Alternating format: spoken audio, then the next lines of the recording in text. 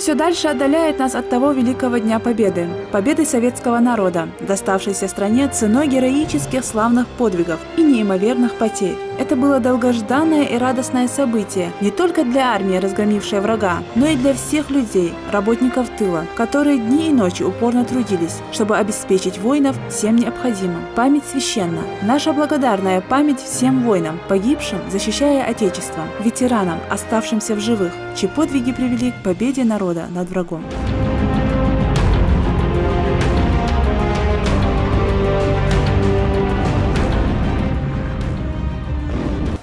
Галаев Юсуп Магомедович родился 15 мая 1919 года в селе Плиево. Детство и юность его прошли в селе Алхасты, куда семья переехала в 1922 году. Много бойцов ушло на фронт из небольшого села Алхасты, и очень мало кто из них вернулся домой. Среди тех, кто перенес тяжелейшие испытания на полях сражений и остался в живых, был Юсуп Магомедович Галаев.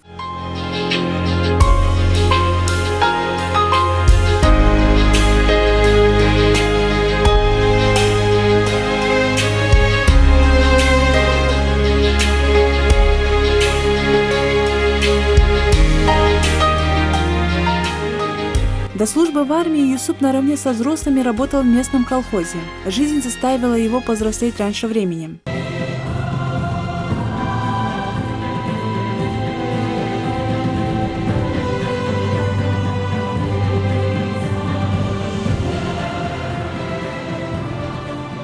Юсуп Магомедович был призван в ряды Красной армии в 1939 году в 136-й кавалерийский полк. В ноябре 1939 года он участвовал в Советско-финской войне, а затем в 1940 году в Бессарабской операции присоединения Бессарабии и Северной Буковины к СССР.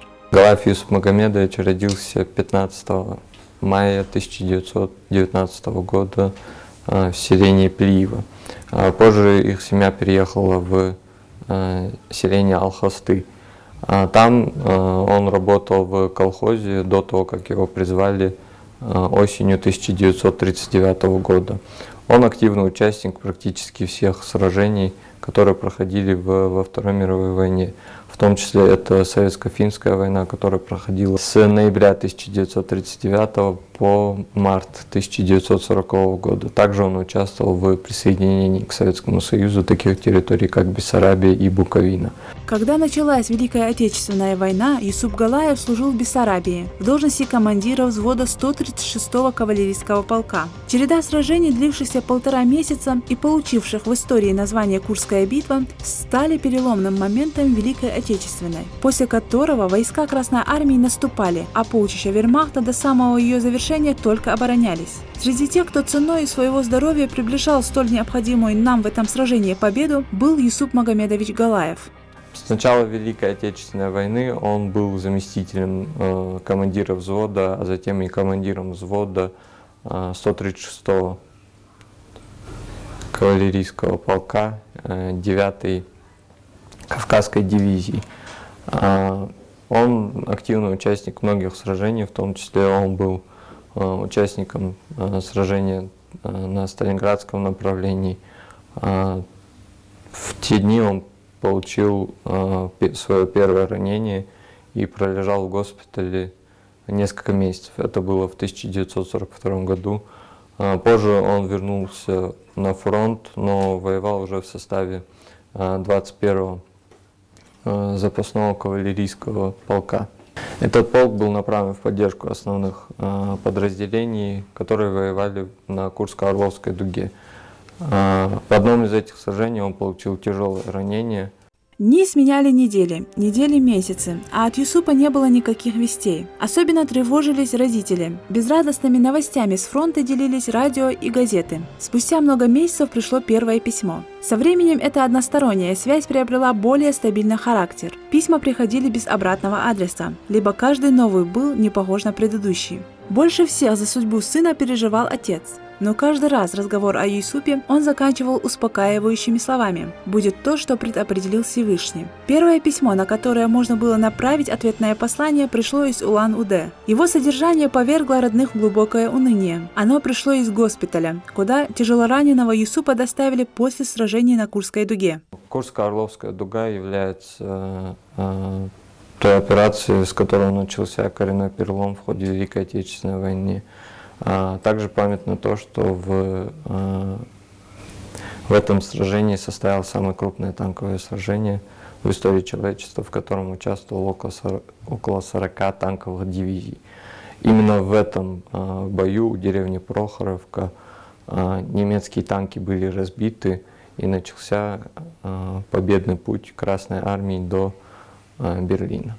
В июле 1943 года во время участия в тяжелых боевых действиях Великой Курской битвы младший лейтенант Юсуп Галаев получил тяжелые ранения и был отправлен в госпиталь. В ходе одного из тяжелых боев Курской битвы взрывом ему оторвало ногу, а нижняя челюсть превратилась в кровавое месиво. Ранения оказались настолько серьезными, что потребовалось несколько лет сложного и поэтапного лечения. Фотографию, запечатлившую тяжелое положение раненого сына, близкие показать отцу не стали, не желая его лишний раз травмировать. Сам Магомед Галаев к тому времени уже лежал прикованный к постели. Не желая расстраивать сына, в свою очередь попросил домочадцев в ответном письме не писать ему о плачевном положении его собственного здоровья. Впрочем, до нового сообщения от дорогого сына Юсупа отец не дожил. Он умер за несколько месяцев до депортации в ноябре 1943 года. 16 июля 1943 года в одном из боев, проходивших на Курско-Орловской дуге, он получил свое второе очень тяжелое ранение, в результате которого он лишился ноги, также получил серьезное ранение подбородка. До 1945 года он лечился в госпиталях, ему сделали несколько операций, пока, наконец, в 1945 году он не демобилизовался.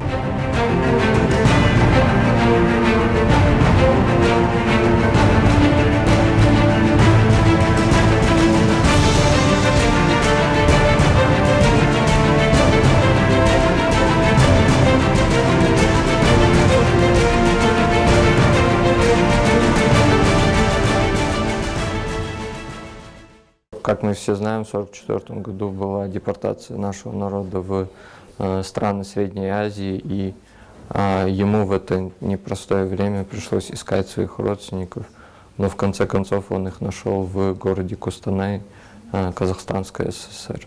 В Кустанайской области Юсуп Галаев встретился со своей семьей, где в первые годы ссылки они жили. Он ехал в Казахстан к родным, не понимая, почему они перебрались жить так далеко от Кавказа. Из воспоминаний Хасана Галаева, младшего брата Юсупа, так он рассказывал о первой встрече с вернувшимся с войны старшим братом. Когда Юсуп, сопровождаемый сотрудником военкомата, вошел в комнату, где мы ютились, мать с сестрой, увидев костыль и перебинтованное лицо брата, расплакались, а мальчики бросились обнимать долгожданного брата. Это была поистине волнующая встреча. Она всегда до конца жизни останется в моей памяти, говорил Хасан. Вернувшийся с фронта Юсуп, испытавший все тяготы военного времени, с беспокойством всматривался в лица матери, сестры и братьев. «Так вот, в какую бессрочную командировку ты приехал в казахстанские степи», произнес тогда Юсуп, обращаясь к брату. Вспомнив письма, в которых мы пытались найти для него объяснение обстоятельствам нашего переезда в далекую Кустанайскую область. Я не хотел раньше времени печалить брата, пролившего столько крови на полях сражений. Считал, что в кругу близких ему будет легче пережить все произошедшее с нашим народом.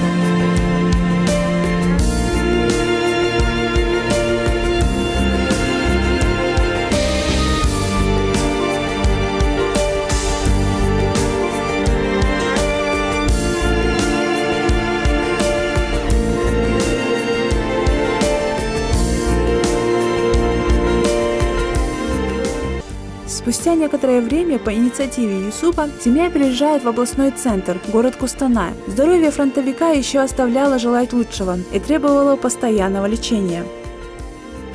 Боевые заслуги Юсупа Галаева были отмечены правительственными наградами. Много поощрений он имел и за добросовестный и честный труд, мирные годы жизни. Успешно освоил профессию зубного техника. Он всегда верил в упорство и в достижение поставленной цели и считал, что долг мужчины нести ответственность за свой народ, за свою семью. После войны он освоил профессию зубного врача, и также он был удостоен нескольких трудовых наград. В годы Великой Отечественной войны он был награжден орденом Отечественной войны и медалью за победу в войне над Германией. Также он имеет несколько памятных медалей, такие как 60-летие Красной Армии, 30-летию Победы, 60-летию Победы и многие другие.